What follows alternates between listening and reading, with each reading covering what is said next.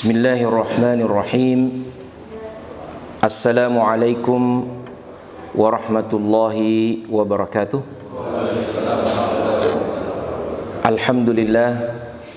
Alhamdulillahi rabbil alamin. Wabihi nasta'inu ala umurid dunya waddin. Wassalatu wassalamu ala ashrafil mursalin, nabiyina wa habibina wa qudwatina Muhammadin wa ala alihi wa ashabihi ajma'in, amma ba'd. Bapak-bapak dan jamaah sekalian, ibu-ibu yang dimuliakan oleh Allah Subhanahu wa taala, tema pembicaraan kita atau bincang-bincang kita dalam kesempatan kajian parenting sunnah pada subuh hari ini adalah tentang salah satu bagian daripada kewajiban orang tua dan dampak-dampaknya, yaitu tentang ar-radha'ah, yaitu penyusuan air susu ibu. Ya, ini sangat penting kaitannya dalam bagaimana orang tua membersamai anak-anaknya. Yang terbetik dalam benak kita, barangkali sebagian kita, kalau dikatakan penyusuan atau radha'ah, pemberian nutrisi air susu ibu, yang terbetik dalam benak kita adalah bahwa ini hanya merupakan kewajiban siapa? Ibu. Iya. Tapi mari kita kaji dari sisi pandang fikih Islam dan parenting sunnah, ya, bagaimana sebenarnya kedudukan pemberian ASI ini kepada anak. Iya. Sebelumnya tentu kita telah pernah membahas dalam Kitabul Iyal yang disusun oleh Al-Hafidh Ibnu Abid Dunya rahimahullah pada bab pertama tentang kewajiban memberi nafkah kepada anak. Iya, kewajiban memberi nafkah kepada anak. Bagaimana bentuknya nafkah itu? Yang pertama sekali dari nafkah itu adalah kewajiban memenuhi kebutuhan paling mendasar daripada anak itu sendiri. Iya. Apa kebutuhan paling mendasar daripada seorang bayi yang baru keluar dari rahim ibunya? Iya. Tentu tidak lain dan tidak bukan adalah nutrisi berupa ASI. Bahkan ada yang disebut dengan ASI eksklusif, iya, yang mengandung sedemikian banyak zat-zat gizi yang dibutuhkan oleh tubuh.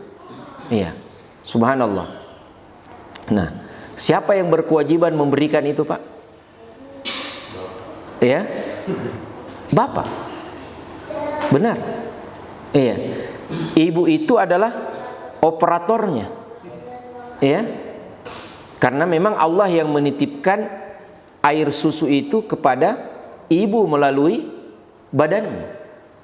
Makanya dalam fikih Islam dikenal ada istilah labanul ab. Iya. Dari mana datangnya air susu ibu itu? Karena adanya kelahiran. Dari mana datangnya kelahiran? Karena adanya kehamilan. Dari mana datangnya kehamilan? Karena ada yang menghamili. Ya. Siapa yang menghamili? Suaminya. Maka nisbat, ya, air susu itu adalah kepada suaminya. Iya. Makanya kalau ada penyusuan hukum radha'ah, anak yang bukan anaknya dia susukan, maka anak itu menjadi anak susuan daripada suami ibunya. Ya, maka dikenal dia sebagai al-ab lir-radha'ah, minar radha'ah, bapak dari penyusuannya.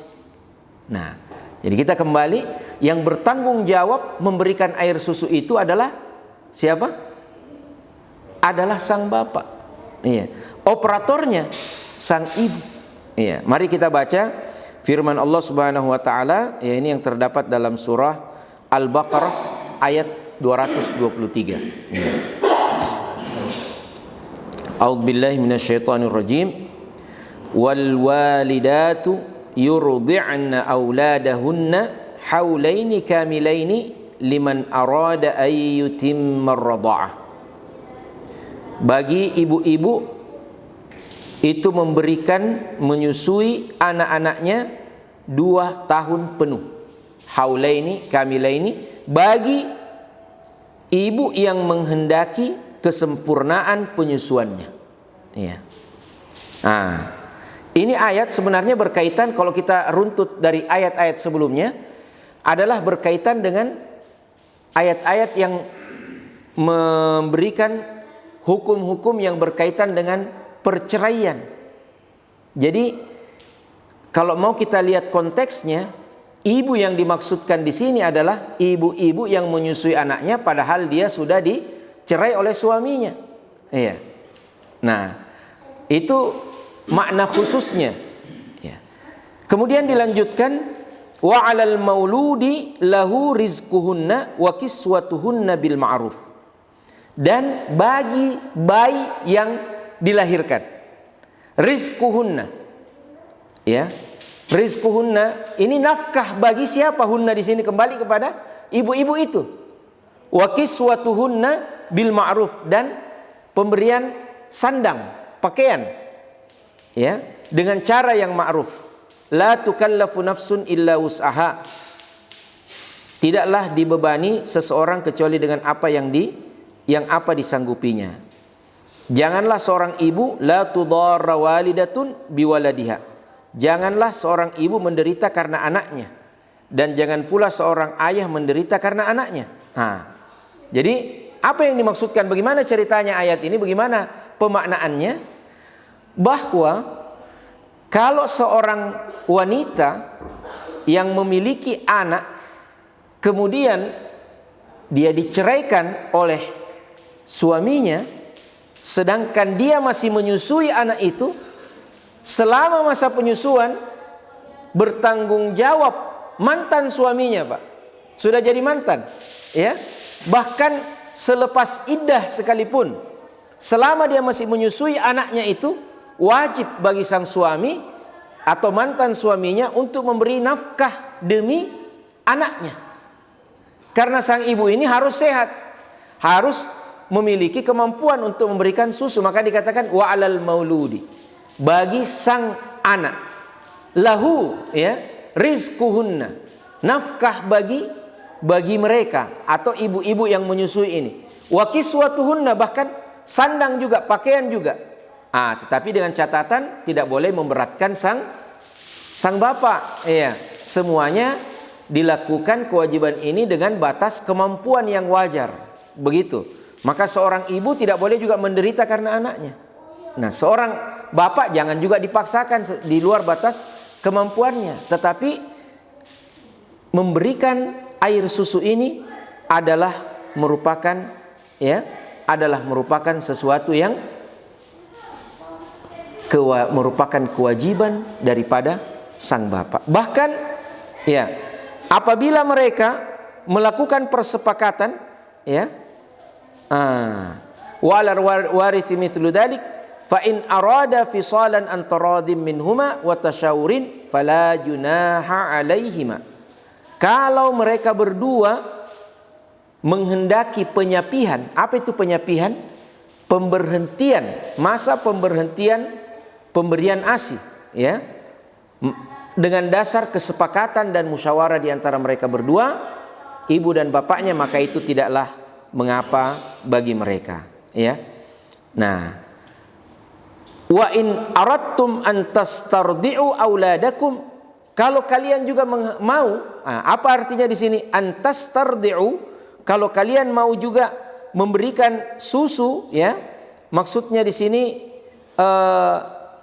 menyusukan anak itu kepada orang lain, maka dengan memberikan bayaran, ya, dengan memberikan bayaran, tastardi'u. Jadi ada namanya al-istirda', ya, artinya radha'ah, jadi disusukan oleh ibunya, itu paling bagus. Tapi kalau tidak, maka ada satu tradisi yang mungkin sudah jarang dilakukan saat ini, yaitu penyusuan. Ya, ada ibu-ibu susu. Nah, Rasulullah Sallallahu Alaihi Wasallam juga disusukan oleh ibu susu. Ada ibu susunya namanya Halimah dari kabilah Bani Sa'ad, maka dikenal Halimatus Sa'diyah.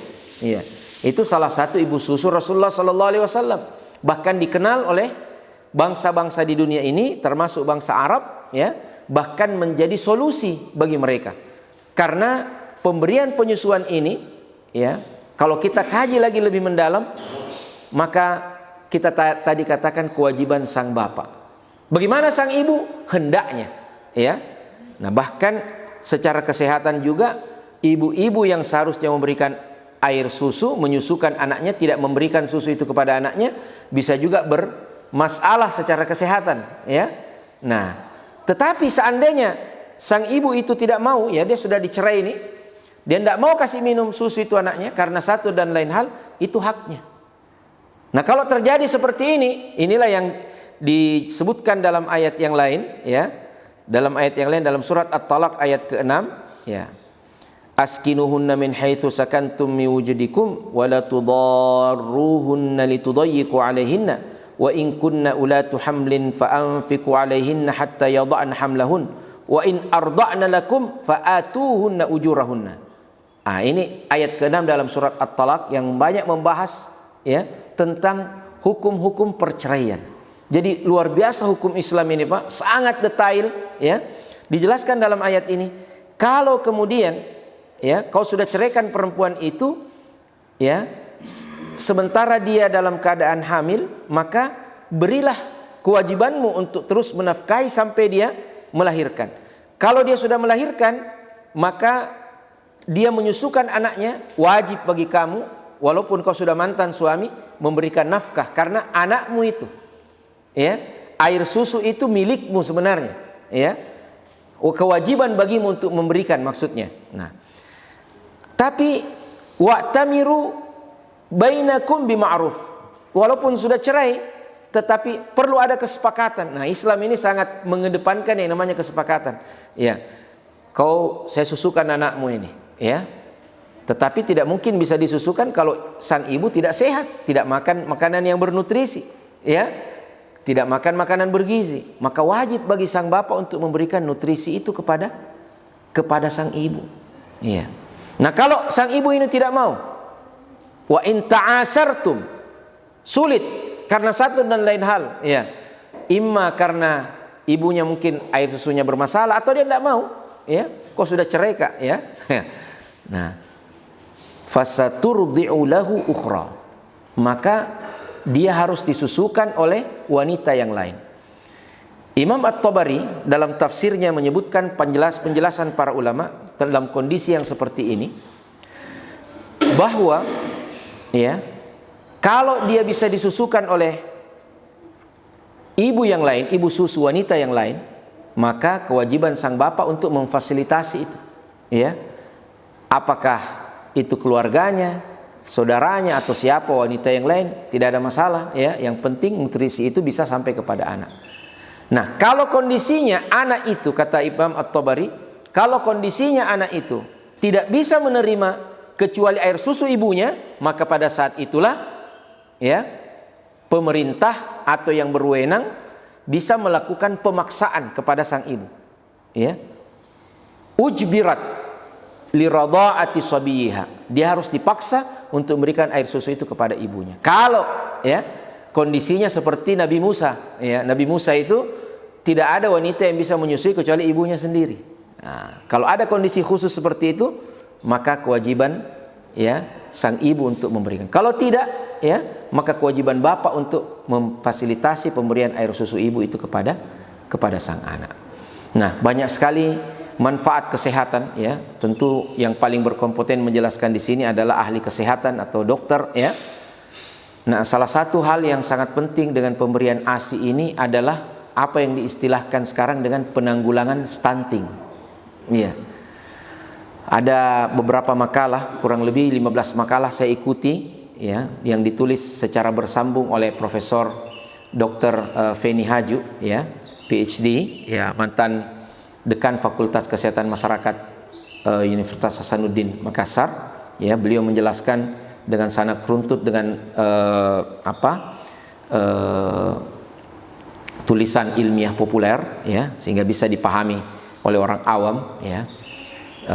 Kadangkala dipahami bahwa yang dimaksud stunting itu karena pendek, ya, itu hanya ukuran rata-rata. Tapi makna stunting tidak sesederhana itu ternyata ketika dijelaskan oleh para ahlinya. Makna stunting lebih kepada sebenarnya bukan hanya pada fisiknya, itu satu indikasi, satu indikator, tetapi hal-hal yang lain termasuk pemenuhan nutrisi kepada otaknya itu bayi, iya.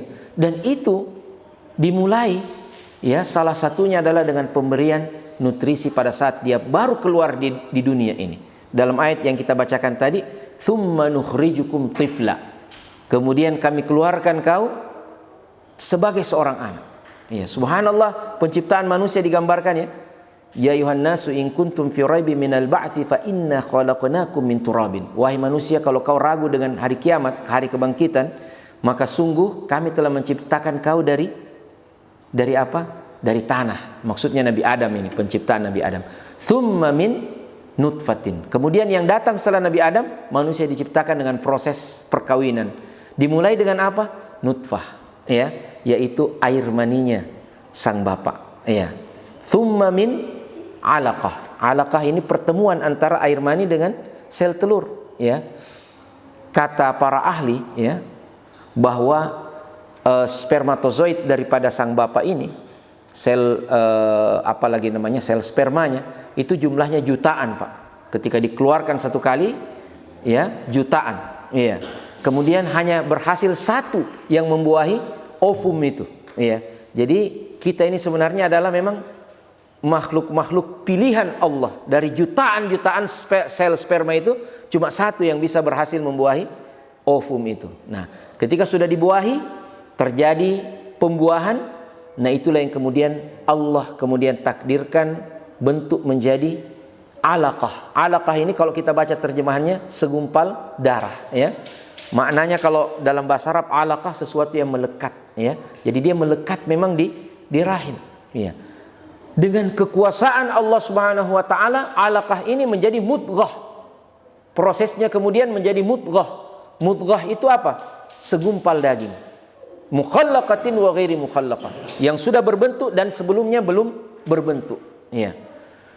Kemudian, ya, Allah Subhanahu wa taala, "Tsumma wa nuqirru fil arhami ma nasya'u ila ajali musamma." Kemudian kami biarkan, ya, terjadi proses mudghah ini yang telah berbentuk berada di dalam rahim ibu, ya, dalam masa yang ditentukan oleh Allah. Nah, ini luar biasa, Pak. Nutrisinya di sini dari mana? Dari sang ibu, iya. Bagaimana bisa bagus nutrisinya? Fil arhami, ya, di dalam rahim ibu. Bagaimana bisa bagus nutrisinya? Kalau memang ibunya ini mengkonsumsi nutrisi yang cukup. Dan para ahli mengatakan, dan kalau sang ibu ini berada dalam kondisi kejiwaan yang stabil. Subhanallah. Salah satu perkara yang paling menunjang kesehatan bayi adalah kondisi kejiwaan sang ibu.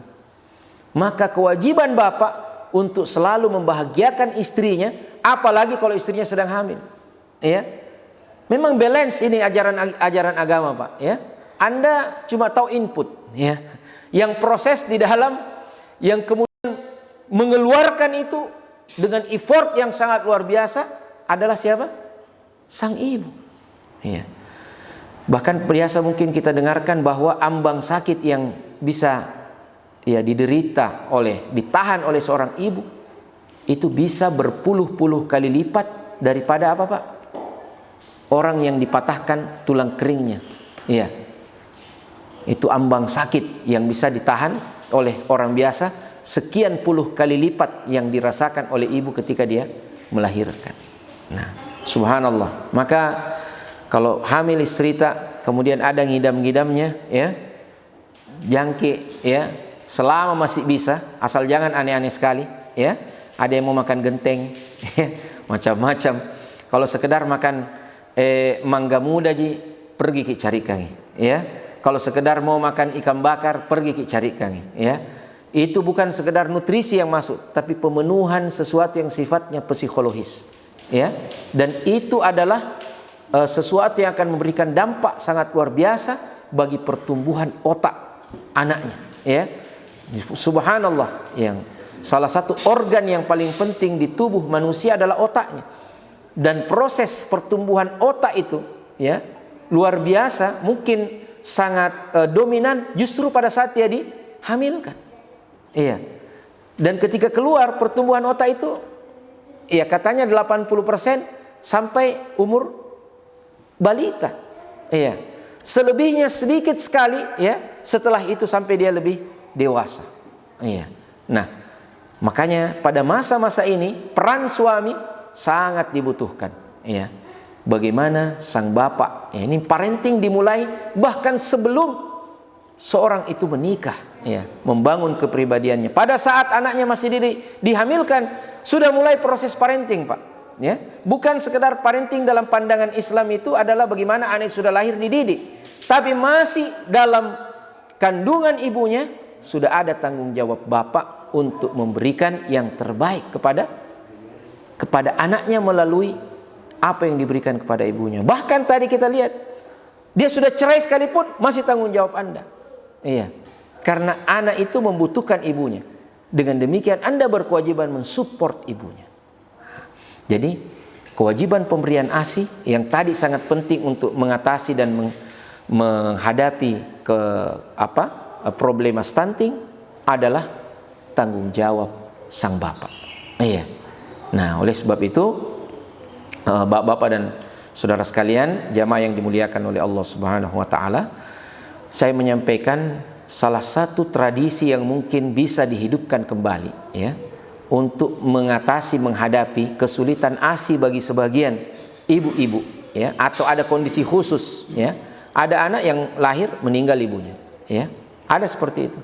Bagaimana solusinya? Ya. Solusinya adalah mencarikan ibu susu. Dan bahkan dalam ayat yang kita bacakan tadi, fasaturdi'u lahu ukhra, ya, dia disusukan oleh ibu susu. Bahkan boleh dalam Islam memberikan istilahnya ujrah, reward, ya. Bisa ada kesepakatan, saya susukan anakmu tapi ya saya butuh nutrisi, ya. Dalam kalau mau secara profesional bahkan boleh dengan penentuan harga, ya. Tidak main-main, Pak. Iya. Kopleng saja. Ya. Apa itu kopleng, Pak? Ya. Kopi leleng, ya. Kopi americano, ya. Satu gelas kecil saja, ya. Mungkin 10.000 sampai 15.000 di warkop kafe. Ini nutrisi keluar tidak main-main, Pak. Ya. Dan wallahu taala a'lam, ya. Dari beberapa informasi yang saya dapatkan dalam kajian-kajian ilmiah populer, di antara keajaibannya ASI ini, ya, bahwa dia sama keluar dari seorang wanita itu sama kualitasnya, sama, Pak. Mau ASI Eropa, ya, mau ASI Afrika, mau ASI Cina, Indonesia, ya, sama. Yang sampai kepada anak itu kualitasnya sama. Yang berbeda hanya kuantitas. Ada ibu yang banyak keluar air susunya, ada ibu yang sedikit. Tetapi sedikit atau banyak yang sampai kepada anak itu sama. Itulah salah satu hikmah dan kasih sayangnya Allah Subhanahu wa taala kepada manusia. Nah, ini. Jadi bapak itu bertanggung jawab untuk, ya, bapak itu bertanggung jawab untuk memberikan nutrisi, ya, pertama sekali dalam kehidupan adalah siapa? Kepada anaknya. Makanya dalam satu acara pembekalan para dai ya, saya menjelaskan betapa pentingnya perjuangan Islam ini. Kemudian pada sesi tanya jawab, seorang dai ya muslimah, seorang ibu-ibu bertanya, "Ustadz, ya, tadi ini Ustadz hanya menjelaskan tentang peran ya para rijal ini, para laki-laki ini. Selalu contoh-contohnya para laki-laki, Nabi Musa, Nabi Harun, ya, para nabi, para sahabat.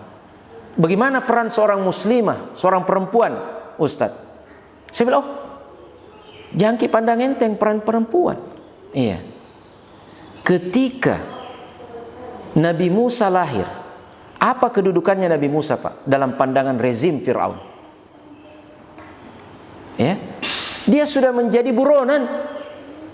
Ya, Nabi Musa itu sudah menjadi buronan ketika baru dilahirkan, Pak. Betapa luar biasa ini rezim Fir'aun ya. Jadi rezim-rezim penguasa yang zalim itu bahkan kadang-kala menyasar bayi. Iya. Kalau potensi bayi ini bisa merusak kekuasaannya, maka dia akan habisi bahkan bayi itu ketika masih kecil. Iya. Bagaimana yang harus dilakukan oleh seorang ibu Nabi Musa? Apakah Allah katakan, wahai ibu Musa, lakukan ya aliansi ibu-ibu untuk melawan ya rezim Fir'aun, lakukan pergerakan politik ya, cepat tentukan calon ya pengganti dan yang bisa melawan Fir'aun ini ya. Kalau istilah kita apa sekarang, Pak? Capres ya, capres ya. Nah, enggak, Allah enggak bilang begitu. Allah memberikan taklif, Allah memberikan arahan yang sesuai dengan apa yang menjadi core daripada seseorang itu. Apa yang Allah katakan berkaitan dengan ibu Musa? Ardi'i. Sederhana, Pak. Lakukan peranmu. Peranmu sebagai seorang perempuan apa? Susui anakmu. Jadi kembali kepada pertanyaan sang ibu tadi, sang muslimah itu, ya, saya bilang, ibu, ya, ukhti, peran muslimah dalam perjuangan ini adalah menyusui para pejuang. Iya. Memberikan nutrisi kepada bayi-bayi yang akan menjadi pejuang, iya, di hari kemudian. Karena kalau Musa dahulu tidak disusui oleh ibunya, tidak ada yang susui, tidak bisa disusui selain ibunya. Dengan ketentuan Allah, mati, Pak. Iya. Nah, oleh sebab itu, kewajiban ibunya memberikan air susu. Dan pemberian air susu kepada Musa sejatinya adalah merupakan bagian yang sangat penting dalam satu fase perjuangan meruntuhkan ya rezim yang zalim yang bernama Fir'aun. Ya. Jadi pemberian radha'ah, kalau kita lihat dalam konteks perjuangan, dia adalah merupakan ya salah satu mata rantai yang sangat penting dalam ya meruntuhkan kezaliman. Saya kira demikian yang dapat kami sampaikan. Terima kasih banyak ya. Mudah-mudahan ada manfaatnya. Mungkin kalau ada pertanyaan, 1-2 pertanyaan, silakan, Pak. Terima kasih. Assalamualaikum warahmatullahi wabarakatuh. Waalaikumsalam warahmatullahi wabarakatuh. Saya bertanya terkait proses kelahiran. Iya. Proses kelahiran itu kan ada dua, ada yang melalui langsung ya, oleh ibunya dan ada melalui proses medis yaitu sesar ya. Iya. Sesar. Nah, apakah ada perubahan sikap yang dilakukan oleh anak tersebut baik terhadap kasih sayang kepada orang tuanya yang melahirkan normal dengan melalui sesar? Iya. Yang kedua terkait mengenai ASI dan nutrisi ASI. Nah, dicontohkan seandainya istri yang pertama tadi itu ternyata tidak bisa menyusukan anaknya dengan proses kesehatan, proses medis atau proses nutrisi, tapi solusi yang kedua kebetulan saja istri yang kedua ada yang baru juga melahirkan. Nah, mana yang lebih dominan? Apakah istri kedua atau kan mencari ibu susu yang lain? Iya. Sedangkan di sisi lain, istri yang kedua tadi itu merasa keberatan kalau disusukan oleh istri yang keduanya. Iya. Ya, solusi daripada itu sederhana, Pak, ya. Jadi tidak harus, jangan selalu berpikiran istri kedua, Pak. Jangan. Iya. Itu terbatas ya. Iya. Karena bisa jadi pada istri yang ketiga. Iya. Atau yang keempat, ya. Itu. Ya. Jadi hal ini kembali kepada Islam itu selalu berpatokan kepada kemaslahatan. Yang mana yang paling besar maslahatnya dan yang paling ringan kemudaratannya. Iya. Nah, inilah salah satu mohon maaf ini orang biasa berbicara. Sudah pernah kita bahas poligami di sini, Pak? Belum. Oh ya, nanti Pak. Ya. Ya, nanti aja ya. Iya. Tapi ada balancing selalu dalam ajaran syariat Islam ini. Iya. Alam raya ini, Pak, tunduk dalam kekuasaan Allah. Istilahnya dia mengikuti perputaran ketentuan Allah. Syariat juga sebenarnya. Sabbahalillahi ma fis samawati wa ma fil ardh. Bertasbih. Salah satu makna bertasbihnya alam semesta ini adalah tunduknya alam semesta ini kepada ketentuan Allah. Ya. Matahari kau berputar sekian, bumi kau berputar sekian, bulan kau berputar sekian. Demikian luar biasa, ya. Maka terjadi yang namanya apa? Harmoni. Keseimbangan dalam alam semesta. Karena mengikuti ketentuan Allah. Manusia harusnya juga dalam kehidupannya agar tercipta yang namanya balancing, harmoni, juga mengikuti ketentuan Allah. Kalau manusia tidak mengikuti ketentuan Allah, yang terjadi adalah ketidakseimbangan, bahkan ketidakseimbangan, disharmoni yang akan menuju kepada kehancuran. Iya. Nah, ketidakseimbangan itu ibarat garis deviasi, ya. Garis penyimpangan. Garis penyimpangan itu kalau tidak dikembalikan, dia akan walaupun sudutnya mungkin 1-2 derajat, tapi terus tidak dikembalikan, dia akan semakin jauh. Dan kalau semakin jauh sesuatu beredar pada bukan garis edarnya, akan terjadi ya pertubrukan antar benda-benda kalau dalam ilmu astronomi, ya. Dan akan terjadi kekacauan. Begitulah yang terjadi dalam kehidupan manusia secara sosial.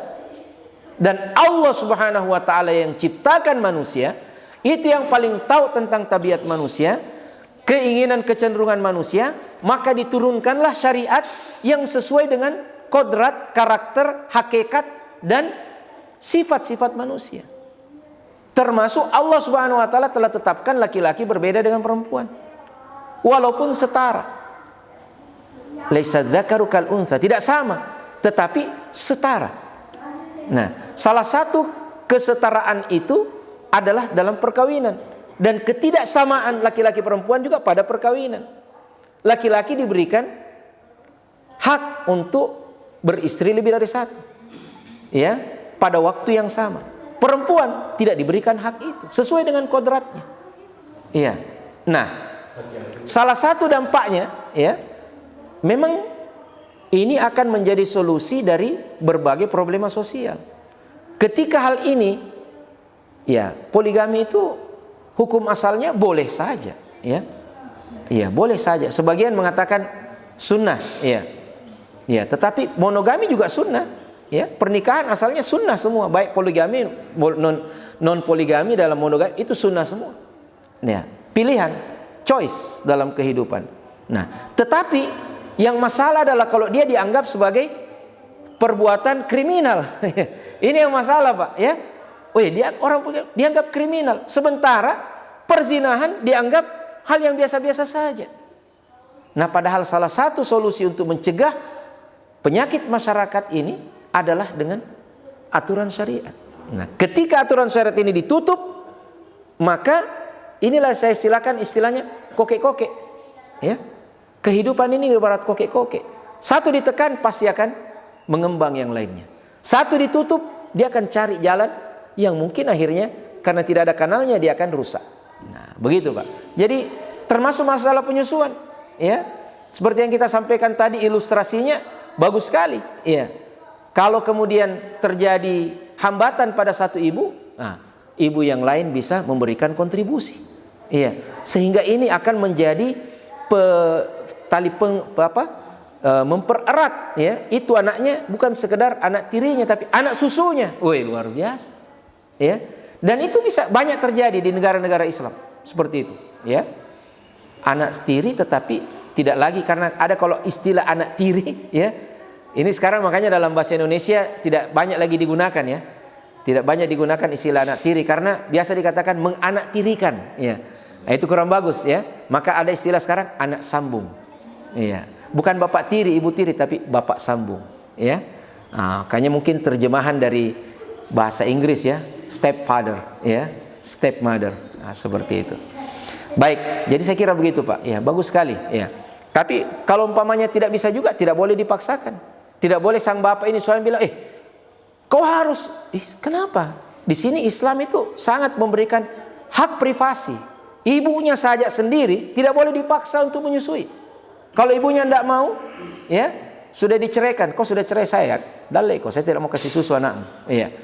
Inilah ini wa in ta'asartum. Kalau sulit kau dapatkan, fasaturdi'u lahu ukhra. Kecuali tadi dalam kondisi anak itu tidak mau menyusu kepada selain ibunya, maka ibunya, negara bisa melakukan pemaksaan untuk menyusukan anaknya.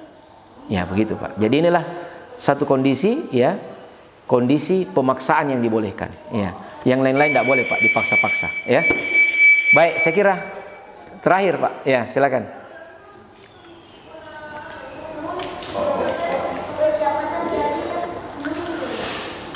Baik. Terima kasih, Ustaz.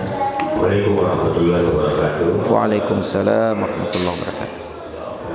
Ini terkait parenting menyusui ini, kita teringat bahwa pada saat Rasulullah Muhammad bayi, itu kan kebiasaan di Arab, ya, kebiasaan di Arab itu para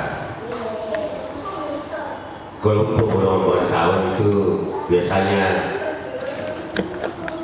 menunjukkan bayinya, Yeah. untuk dijadikan ibu susu. Yeah.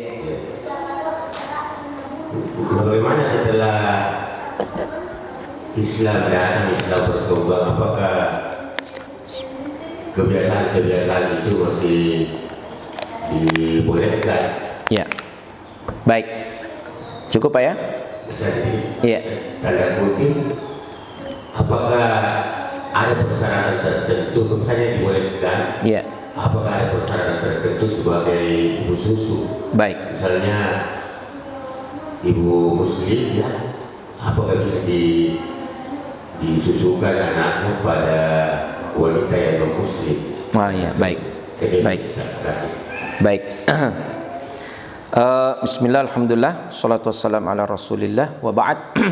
Yang pertama, ini bagus sekali pertanyaan Bapak ini, ya. Jadi ternyata dalam Islam ini berkaitan dengan masalah radha'ah, banyak hal-hal yang seharusnya kita pelajari kembali.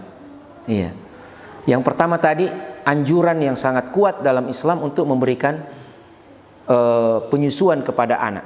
Ya, bahkan ketentuannya adalah yang sempurna adalah 2 tahun, haulaini kamilain. Sebagian atau jumhur ulama itu berpendapat bahwa penyusuan yang berkonsekuensi kemahraman itu hanya terjadi pada anak sampai usia 2 tahun. Iya. Kalau di atas 2 tahun, itu menurut jumhur ulama, ya, walaupun terjadi penyusuan tidak ada konsekuensi kemahraman. Iya.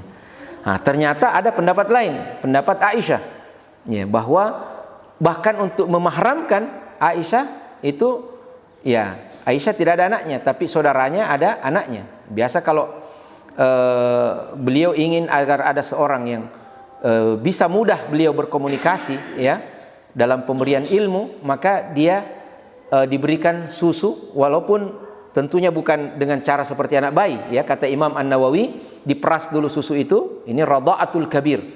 Radha'atul kabir, ya, pemberian susu kepada orang yang sudah dewasa.